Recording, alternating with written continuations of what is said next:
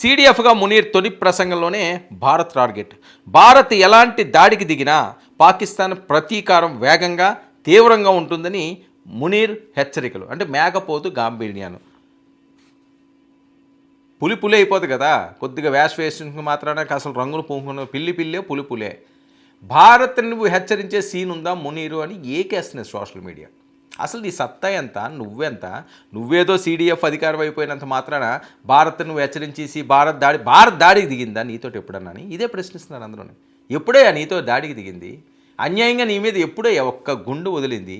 నువ్వే సరిహద్దుల్లో కవ్విస్తావు, పెహల్గాం లాంటి దాడులు చేస్తావు, ముంబై లాంటి దాడులు చేస్తావు, ఎర్రకోట మీద ఎగిరి పడతావు, గోకుల్ చాటు, లుంబినీ పార్కులు, ఎన్ని చెప్పాలి నీకోసం?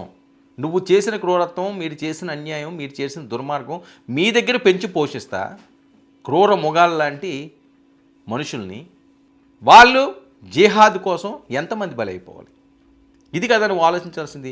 భారత్ నేను హెచ్చరిస్తున్నాడు అంటే సీడీఎఫ్ ఆఫీసర్ అయిపోయాడు కదా. ఏం లేదు, ఇప్పుడు పాకిస్తాన్ వైఖరి ఎలా ఉంటుందంటే చాలామంది అక్కడ రాజకీయ నాయకులు కానీ లేకపోతే ఈ మిలిటరీ అధికారులు కానీ వాళ్ళు ఎంతలా భారత్ని తిడతాను. ఇందాక ముందే చెప్పాను ఒక ఎగ్జాంపుల్ క్రికెటర్ల కోసం. ఇక్కడ ఏంటంటే వాళ్ళు పొగడాలి, భారత్ని తిట్టాలి, అప్పుడు వాళ్ళని ఆకాశానికి ఎక్కుతారు. అమ్మ మునీరు వచ్చాడురా, ఇంకా చూడరా, ఆడొచ్చాడురా చూడరా, ఈడొచ్చాడురా చూడరా. ఎవడొచ్చినా ఏమి ఉండదు ఇక్కడ. ఏముంటుంది పీకడానికి? భారత్ ఇక్కడ భారతదేశం 140 కోట్ల భారతమని ఎక్కడ